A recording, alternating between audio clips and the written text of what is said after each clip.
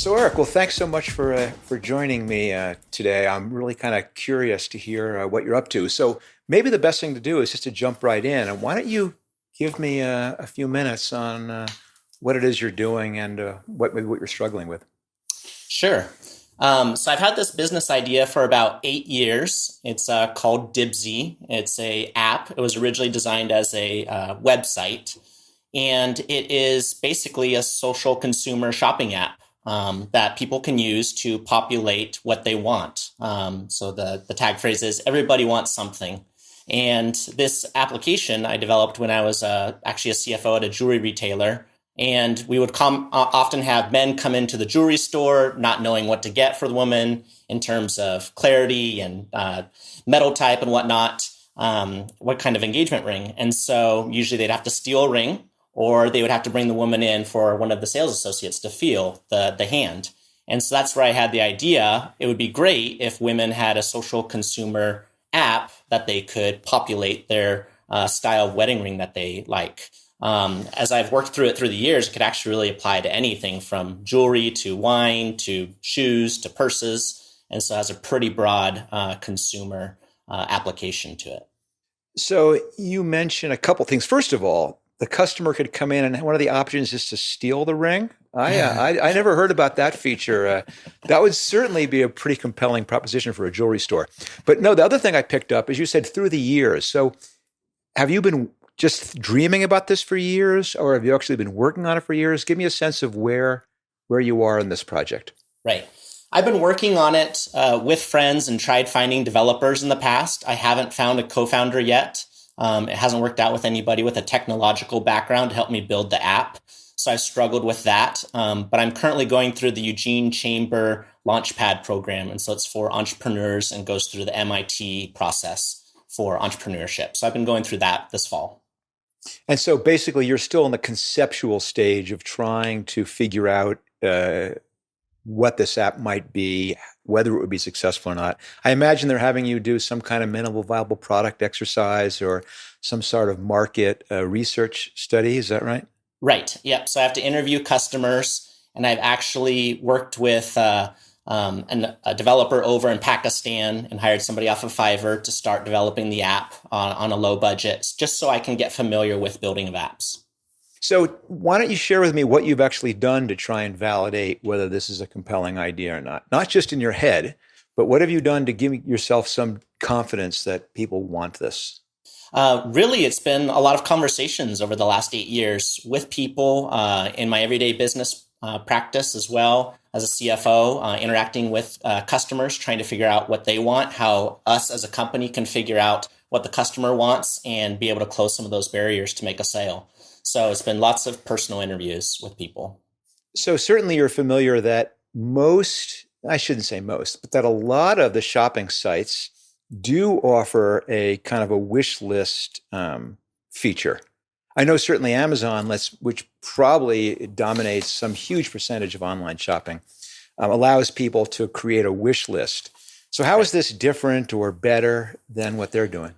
Right. So this is actually an app on your phone that you would have, and you would be able to download the app. You'd be able to take a picture of what you like. You'd be able to list it on your profile as and call dibs on it. The product's called Dibsy. So you'd be able to call dibs on the product, and then friends and family can log in as well and have a profile and actually claim the item in the background without you knowing it, and So then be able to. do you think this is kind of an original idea?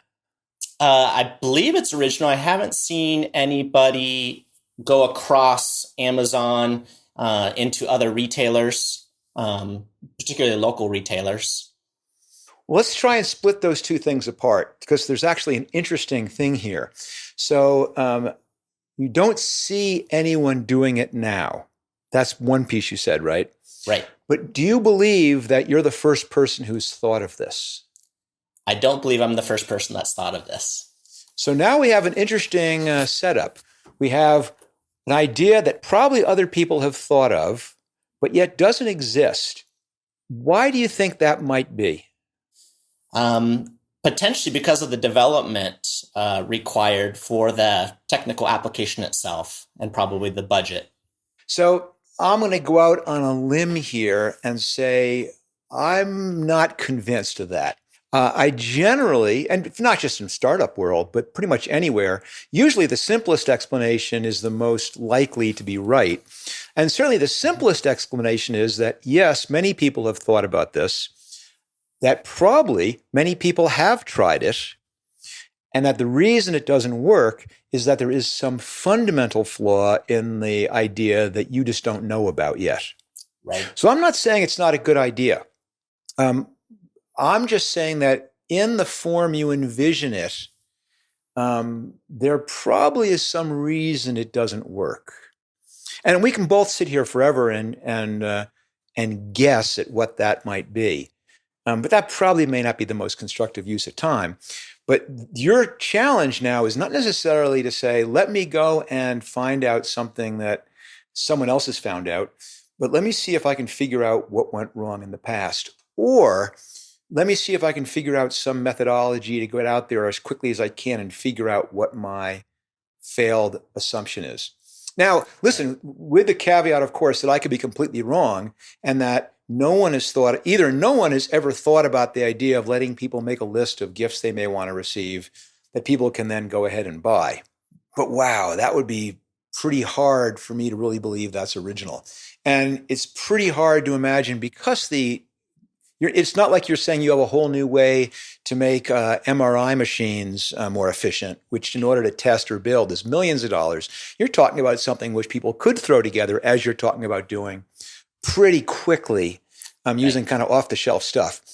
So I suspect there's a bunch of things here that you just don't know. And this is the classic story that if you don't know the mistakes someone has made in the past, you're just going to make them all over again. And I'm not sure that's really how you want to spend your limited amount of time.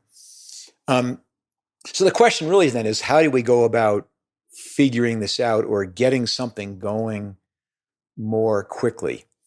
And let me ask you another couple quick questions here. So Sure. Is the idea that, how would the fulfillment piece of it happen? Right. So I am an accountant, and so there would need to be a ledger within the app itself that would have an inventory of one when somebody uploads the picture. And then when a friend or family member claims the item, that goes to a 0 and it's grayed out for the other users. And the original user doesn't know the difference. So you don't have anything to do with actually purchasing the product.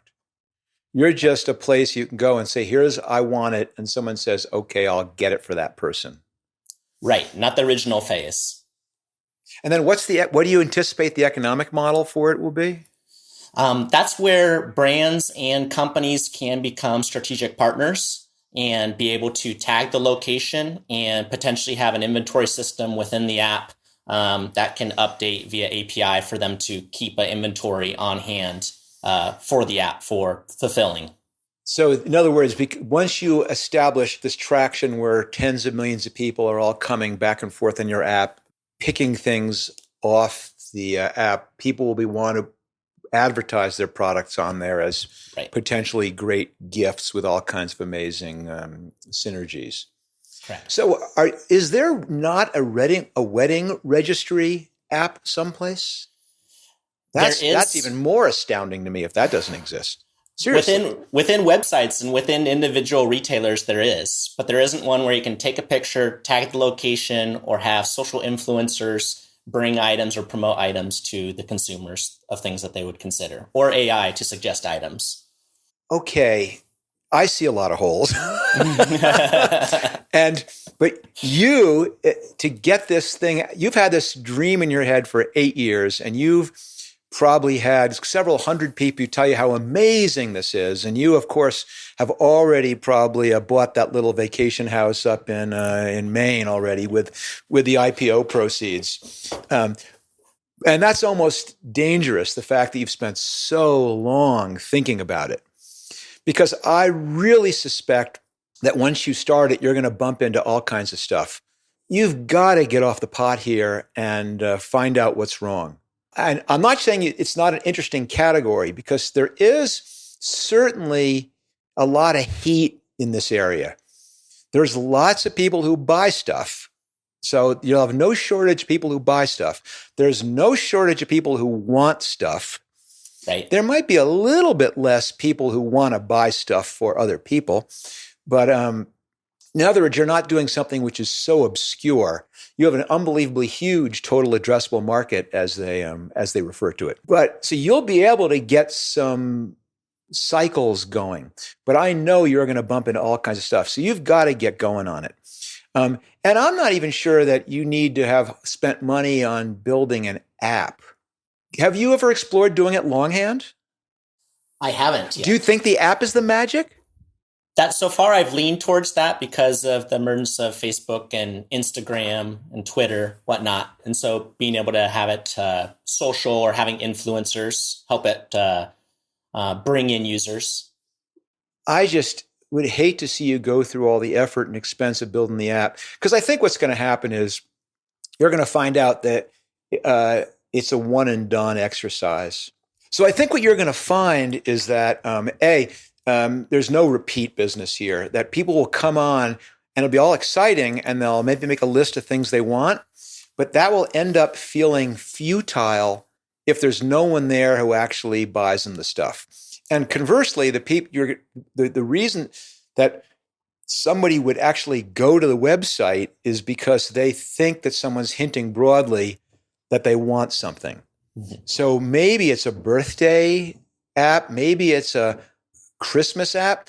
But again, it's got to be so much more better than me going to my wife and broadly hinting that I'd like a new pair of bicycling gloves, which is way faster and easier than both of us having to go to an app. And the reason is I'd love you to begin to really understand the dynamics about how people actually would go through this, about how many of them would put these lists into the ether without knowing there was this huge crowd of people who actively hungered to buy them something and weren't sure quite what to buy them.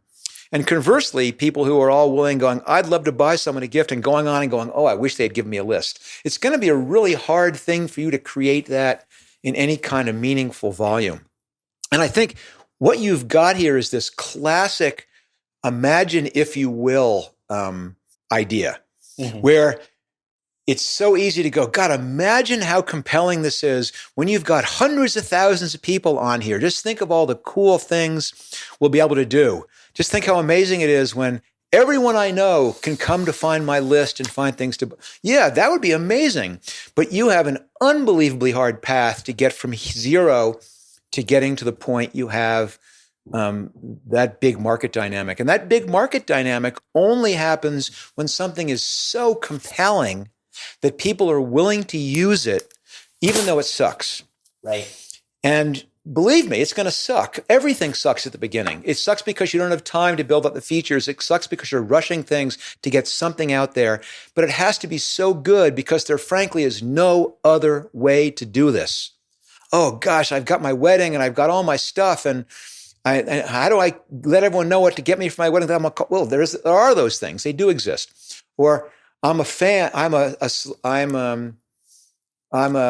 celebrity, and I want, here's a list of things people can buy me. Those exist too. You've got to find something that does not exist in a way that's so compelling. People will overlist all these things. So let's get back to it. Let's spend a few minutes then. Let's brainstorm some of the stuff you could do. So in your incubator, they're having you kind of build a simple app which does exactly what you're kind of talking about. Is that right? That wasn't part of the requirement. That was the additional item that I've been working on. So we are actually going through the process of total addressable market and our marketing and our sales, as well as being able to raise capital, find a co-founder, those types of items. I mean, listen, maybe I'm being too harsh, but wow, you've got a fundamental, is there a there problem? And most of your effort right now should be to go, how do I figure out whether there's a there, whether people will actually do this thing that I'm talking about? And I don't mean people who are telling you they would do it. Next time someone says to you, oh my gosh, this is a great idea. Go, fantastic, I'm fundraising. Can you write me a check for $1,000? And you'll see them backpedaling like Lance Armstrong here. you want something so compelling, they'll go, oh my gosh, that's unbelievable. So we've got to get something out there. And normally I'd encourage someone like yourself to fake it, which is to say, let's be clever and go, is there a way to fake it on social media with you being the logic behind it all? You're literally keeping spreadsheets in your office with what everyone has asked for and everyone who comes in looking for what that person wants. And then maybe you can, promote that. Like, for example, you still have, what do we have? 15 days. So send out a quick post to everyone on your social and everyone on your email list and every friend you go, hey, as a service to everybody, even though it's late, I'll be the matchmaker. Dibsy the matchmaker. Everyone, send me your list of what you want, and everyone say who you're thinking about buying for, and then you can take the people they're thinking about buying for, go out to them, and go, "Hey, I got someone who wants to buy for you. What do you want?" And you can even tell them, take a picture, send me a link, highlight it on Amazon, and see what happens. And you're going to find out so much by tomorrow that'll inform everything you're doing. It'll inform your app design. It'll inform what you fill in your little 3-page worksheet about how you're going to market. I'm sorry, dripping with disdain about this. You'll find out so much more tomorrow because you'll have collided it. And the first thing you're going to find out is, first of all, well, no one's going to email you back. And that will certainly tell you something about how great your idea is. Or you're going to be flooded and you're going to go, oh shit, I'm going to be up until 2 a.m. But wow, then welcome to startup land. That would be great. And then you're going to go, gosh, I've got all these people who mismatch. And then you're going to take the people who have the wish list and go, who should I send? Give me the emails for all the wish list. And they're going to go, I don't want to give you those names. Right. Well, then you've learned something else. You've learned you have a big privacy concern.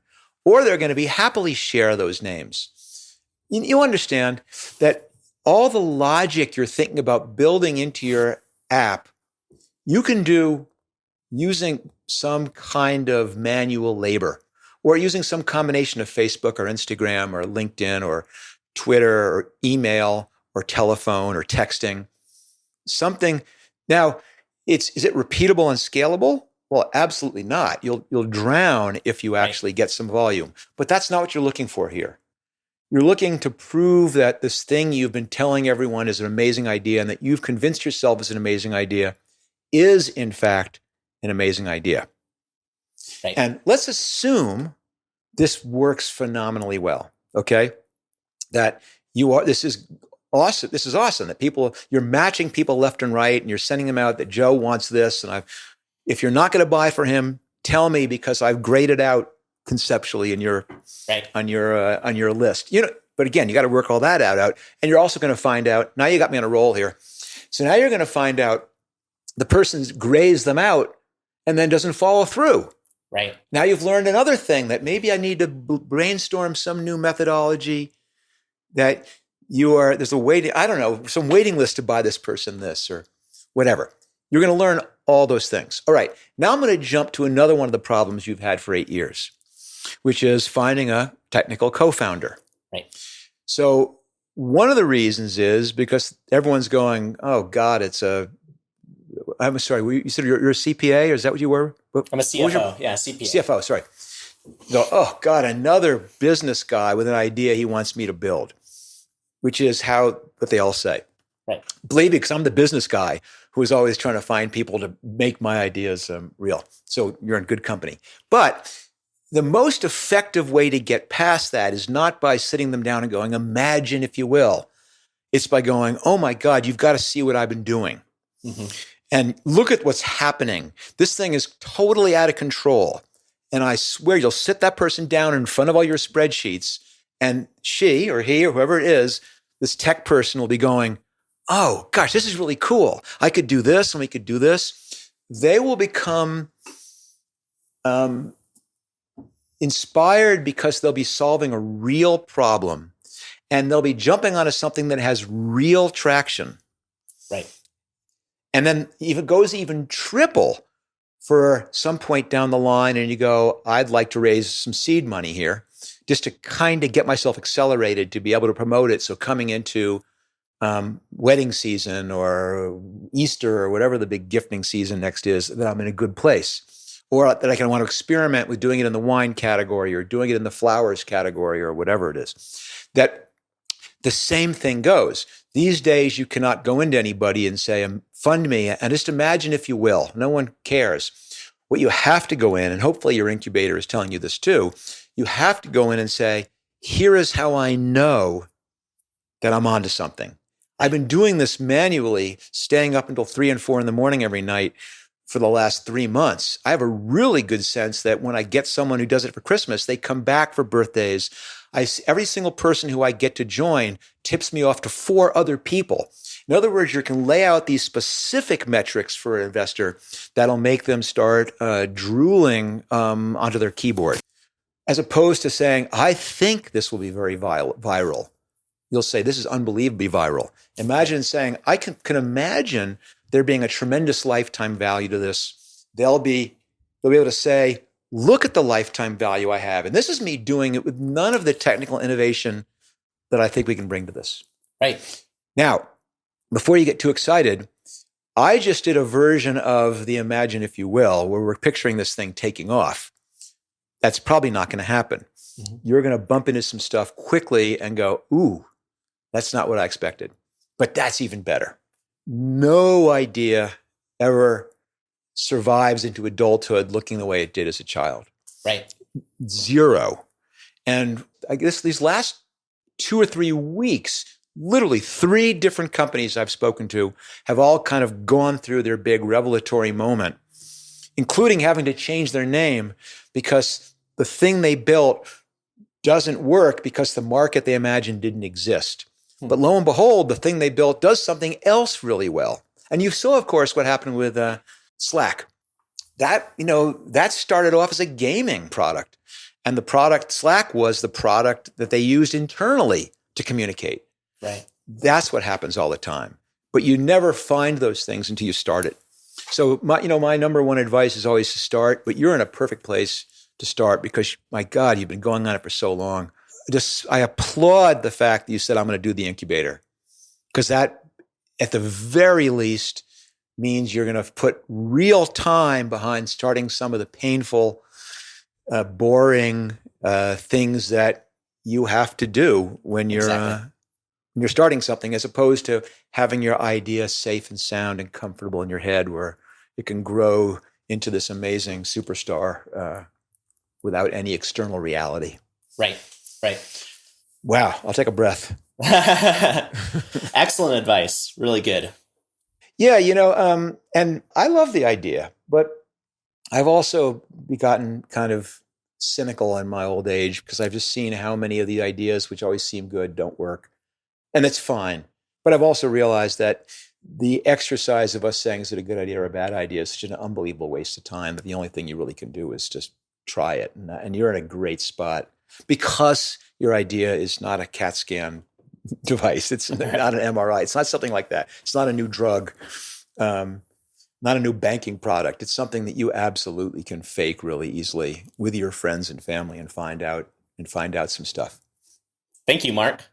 Well, I hope I'm encouraging and not discouraging.